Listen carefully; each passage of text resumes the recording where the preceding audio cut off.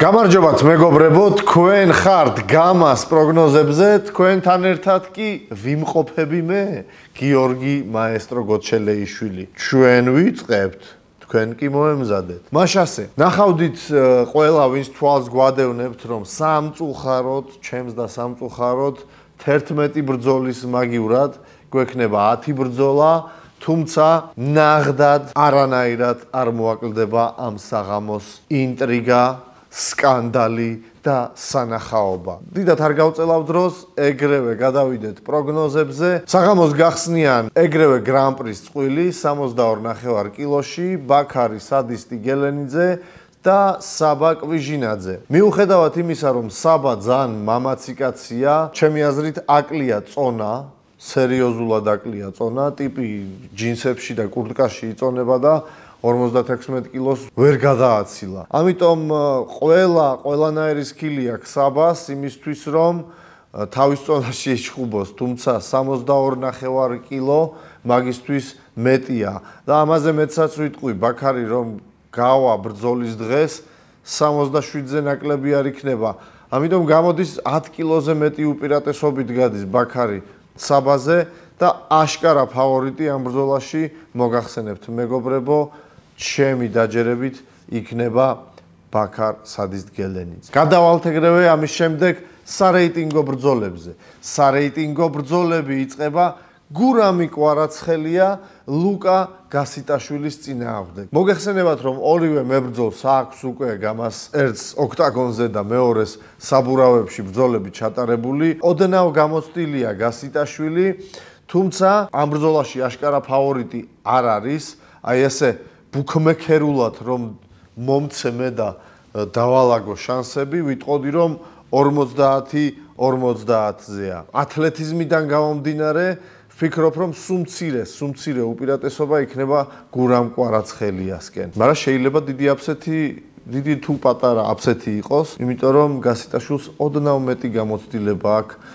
საბურავებში და როგორც მოგეხსენებათ, ეს ივენთი იქნება საბურავებში, ამიტომ შეიძლება ესეც იყოს გადამწყვეტი, თუმცა ჩემი აზრი უკვე მოგახსენეთ. შემდეგი წყვილი მერაბ დეზერტ იგლ გუკასიანი ებრძოლება რატი პაქსაშვილს. ორივე მებრძოლი გამოცდილია უკვე გამას რინგზე. გურამის მეტად დიდი გამოცდილება აქვს ვიდრე რატი პაქსაშვილს და ვფიქრობ, რომ ამის ხარჯზე ასე არც ისე დიდი, თუმცა უპირატესობა აქვს გურამ გუკასიანს. ბადო გოგიჩაშვილი ეჩხუბება ირაკლი მახარობლიძეს. ესეც ფრიად საინტერესო ბრძოლაა. ძალიან დიდ სანახაობას ველი ამ ბრძოლისგან მეგობრებო. როკეთდებოდეს ფსონები თუ ვის ცნობენ საღამოს ბრძოლად. ერთ-ერთი მთავარი ფავორიტი იქნებოდა ეს ბრძოლა. ატომური ომი იქნება ვფიქრობ. დიდი ალბათობით ბოლომდე არ გასტანს, ნოკაუტის შანსის დიდია და ეს მებრძოლები არიან ბადო გოგიჩაშვილი და ირაკლი მახარობლიძე. გოგიჩაშვილი ოდნავ უკეთესი ტექნიკით გამოირჩევა, მახარობლიძე კი ოდნავ უკეთესი ფიზიკით. ამ შემთხვევაში ვფიქრობ, რომ ფიზიკა აჯობებს იმის ხარჯზე, რომ გამაში ბევრ რაღაცას წყვეტს ფიზიკურობა, მით უმეტეს გამაში, რომელიც საბურავებში ტარდება. დავით ხაბალაშვილი, ნიკა ბერსერკერ ბარსეგიანთან გაიზიარებენ საბურავებს. მეხუთე წყვილად. ძალიან ძნელია ამ ორ ბიჭის შორის გამოვავლინო. ვის აქვს უპირატესობა? ორივე ძალიან მოჩეხავე ტიპია, ორივე უკვე საკმაოდ გამოცდილია. ხაბალას ტრავმები ჰქონდა, ბარსეგიანი კი არასდროს არ იხევს უკან. ფიზიკურობაც მე მგონი ხაბალაზე ოდნავ დიდი აქვს და ასევე ამ ბრძოლას ვფიქრობ, რომ სრული შანსი აქვს, ასევე როგორც წინას, რომ საღამოს ბრძოლის ბონუსი დაითრიოს, ამ ბევრი კიდე სხვა. წინა ბრძოლისგან განსხვავებით ვფიქრობ, რომ ეს ბრძოლა ბოლომდე გასტანს, თუმცა ძალიან სისხლიანი იქნება, ძალიან სანახაობრივი და ძალიან თანაბარი. თუმცა ბარსეგიანის უდრეკი ხასიათის გამო და ხაბალას ტრავმების გათვალისწინებით ვფიქრობ, რომ ბარსეგიანი არის ამ წყვილში ფავორიტი. გურამ ვენომ სულაბერიძე მერაბ გელაშვილის წინააღმდეგ. ესეც ძალიან მაგარი ბრძოლა იქნება.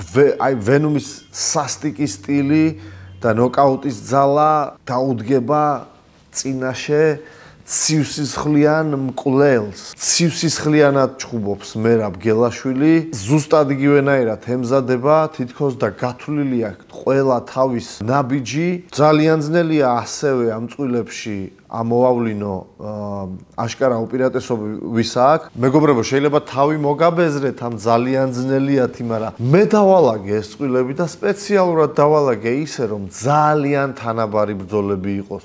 ვინაიდან რაც მაქსიმალურად თანაბარია ბრძოლა, მით უფრო სანახაობრივი ხდება და დამაინტრიგებელი.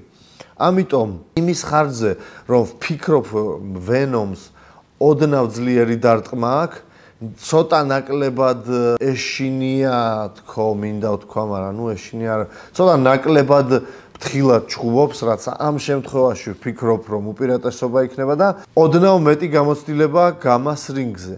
ამიტომ, ზუსტად ამიტომ ვფიქრობ, რომ სულ მცირე უპირატესობა გურამის აქვს ამ ბრძოლაში. გადავიდეთ გრან-პრის ბრძოლებზე, მეგობრებო, ბრძოლები მხოლოდ შიშველ მუშტებზე, 62 კილოგრამ და 500 გრამ კატეგორიაში წინგველის ორი ბრძოლა. და პირველი მათგანი იქნება ბრძოლა ლევან Bulletproof იანქოშვილისა და გიგა მომიგონეთ მისთვის რინგნეიმი, გთხოვთ კომენტარებში დაწეროთ თაბუკაშვილისა. ამ ბრძოლაში ვფიქრობ, რომ ბევრი თქვენგანი დაეთანხმება ჩემს პროგნოზს. გიგა მიუხედავად იმისა, რომ ძალიან მომწონს, ძალიან ხასიათიანი მებრძოლია, ძალიან ყველანაირად ვაშკაცი არის ეს კაცი. ყველანაირად შემიძლია შევაფასო, უპირველეს ყოვლისა მისი გული, მისი შემტევი ხასიათი, თუმცა ლევანი მეტად გამოცდილია.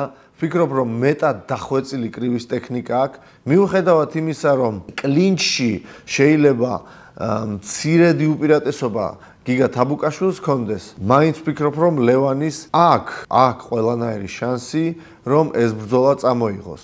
ვინაიდან ძალიან ზუსტი ხელები აქვს, ნოკაუტის ძალაც აქვს. ერთადერთი პრობლემა, როგორც თქვი, შეიძლება კლინჩი იყოს, თუმცა ნიკა ბარსეგიანი კლინჩში დაუპირისპირდა, შეუჩერებელი იყო და მანაც იმხელა ზიანი მიიღო ლევანისგან, რომ ექიმმა უბრალოდ უარი უთხრა გაეგრძელებინა ნიკა ბარსეგიანს ბრძოლა. კი ბატონო, თაბუკაშვილის მხარეს არის ის მომენტი, რომ საბურავებში მეტი სივრცეა და მეტად ადვილად შეიძლება კლინჩში ჩაითრიო ადამიანი, მაგრამ კლინჩამდე მისვლა საჭირო და როგორც თქვი, გამოცდილება ლევანიც ახლა ისე საფრიალო ადვილად არ არის კლინჩში, მით უმეტეს შიდა ინფორმაცია მაქვს, რომ ცოტა დახვეწა და ამასთან ერთად ძალიან ზუსტი ხელები აქვს და ნოკაუტის ძალა აქვს, როგორც თქვი. ამიტომ აშკარა არა, მაგრამ საგრძნობი უპირატესობა ვფიქრობ, რომ ლევან იანქოშვილისკენაა ამ ბრძოლაში. და შემდეგი ბრძოლა, რიგით მე-9 ნომერი ბრძოლა იქნება ეს. კოტე ზომბი ჭკადუასთან რინგს გაიზიარებს ის მებრძოლი, რომელიც საღამოს გახსნისას დაიმსახურებს მოგებას. ანუ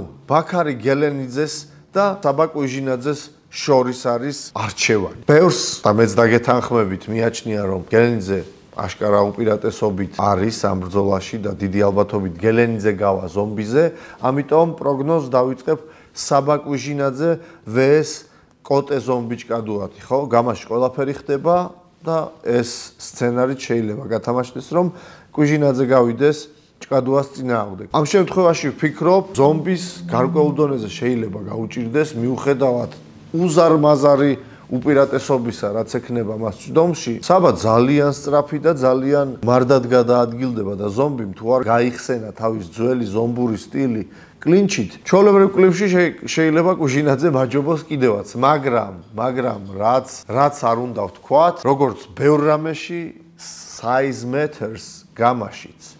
ამიტომ კოტე ზომბი ჭკადუას კუჟინაძეს წინაშე მიუხედავად საბას ელვისებრი სისწრაფისა, გაბარიტების გამო, უპირველეს ყოვლისა წონისა და მეორეს ყოვლისა ზომისა ექნება აშკარა უპირატესობა. ხოლო რაც შეეხება გელენიძე და ჭკადუას შერკინების შემთხვევაში, ვფიქრობ, რომ ჭკადუა აღარ იქნება ამ შემთხვევაში აშკარა ფავორიტი. და მეტიც, აშკარა კი არა, არც ისე აშკარა ანდერდოგი იქნება. რატო? იმიტომ რომ ამ ბიჭებს უკვე გაუზიარებიათ რინგი.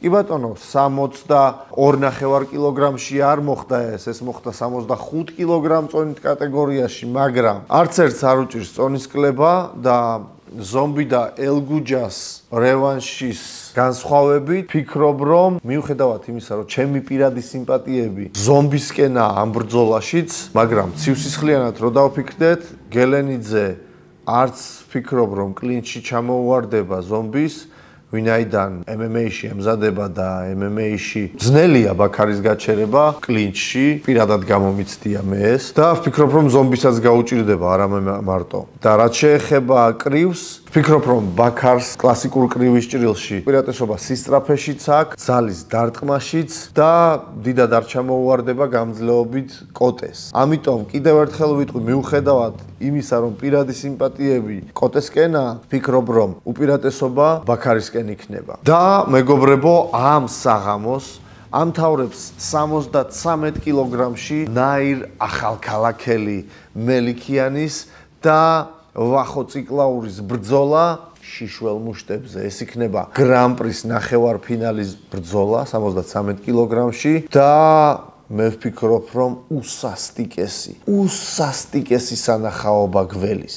ბევრი თქვენგანი იტყვის, რომ ნაირი აშკარა ფავორიტია ამ ბრძოლაში, არავის შანსი არ აქვს. რაღაც ბოდიში და სულელურ კომენტარებს საკმაოდ ხშირად ვკითხულობ, რომ მიეცით ნაირის ეგ 25,000 მაინც აზრი არ აქვს. ჩვენ აქ ფულის დასარიგებლად კი არ მოვედით, ბიჭო. ჩვენ აქ სანახაობას ვაკეთებთ და ნაირი და ვახო ამას გარანტიით დაგვიდებენ. გარანტიით. და მეცაც გეტყვი, ამ ბრძოლაში მე პირადად ვერ გამოვავლენ აშკარა უპირატესობა ვისია. ცივსისხლიანად პირდაპირ გეტყვით, რომ ჩემი პირადი დაჯერებით შანსი არის ზუსტად 50-50. რატო? იმიტომ რომ ნაირს როგორც ასეთი ვახოსნაირი მებრძოლი ჯერ არ შეხვედრია. ჩვენ გვინახია ნაირის ბრძოლები სხვა ორგანიზაციებში, ჩვენ გვინახია ნაირის ბრძოლები გამაში. კი ბატონო, გამას საბურავები და წესები განაპირობებს გარკვეულ უპირატესობას ნაირისთვის, რომ კლინჩში შევიდეს და თავის სტილი 100%-იანად გამოიყენოს, თუმცა ვახო ციკლაურისთვის ეს სტილი არ არის უცხო. მეცაც გეტყვით, ვახო ძალიან მაგრად ასრულებს ამ სტილს. უმაგრესი გაცვლები დამინახავს ამ ადამიანისგან. დარტყმის უბრალოდ არ ეშინია.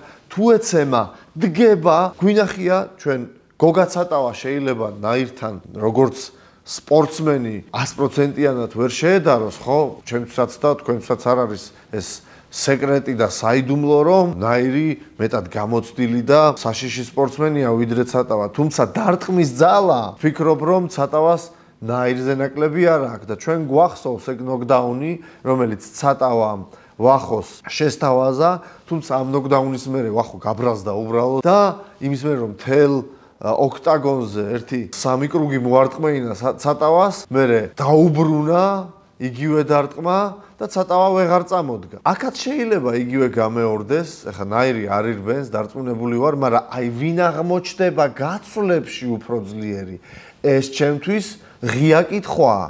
ამიტომ უბრალოდ იმის ხარჯზე რომ ნაირი, ასე ვთქვათ, გაცვლებში არ მინახია, სულ ციცქნა უპირატესობა და ნაირის გასაბრაზებლად მე მივცემ ვახო ციკლაურ. ჩემი პროგნოზი ვახო ციკლაურისკენა, მით უმეტეს დარწმუნებული ვარ, რომ კუშიც არ ექნება ვახოს ცუდი.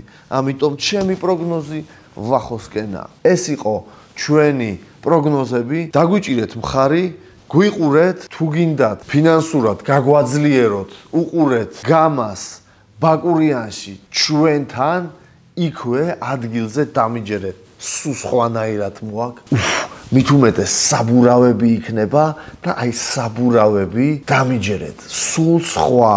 ვინც ხართ ნამყოფი ოქტაგონზე, აი ახლა მოდით და საბურავები შეიგრძენით. სულ სხვა кайფი იქნება. ასევე შეგიძლიათ რომ ფინანსურად გვერდში დაგვიდგეთ გამა ტევეს გამოწერით. სულ $1 და 99 ცენტი ეღირება 21 თებერვლამდე.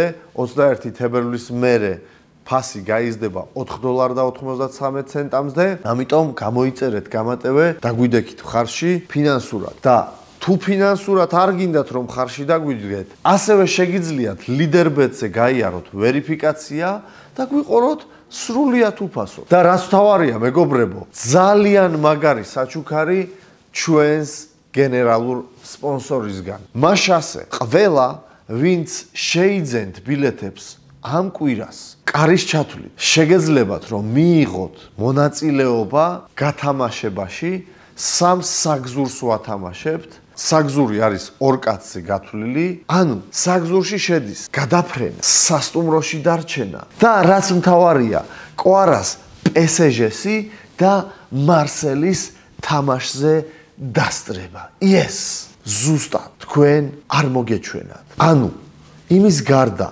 რომ გელით უმაგრესი საღამო ბაკურიანში 22 თებერვალს, ტესტოსტერონის ზეიმი, უფასო კოქტეილები ჩვენს სპონსორისგან, კაზინო ოპერასგან, ბევრი სხვა პრიზი მათგან. ამასთან ერთად გაქვთ შანსი, რომ მოიგოთ, ერთი შანსი არა, 3 შანსი, რომ მოიგოთ საგზური, 2 კაციანი საგზური, სრული, ასე ვთქვათ, ხარჯის გარეშე, სასტუმრო, გადაფრენა და რაც თავარია კვარას თამაშზე დასწრება. უმაგრესი საღამო, უმაგრესი საჩუქრები, უმაგრესი გამა. Yes, ჩვენ მზად ვართ.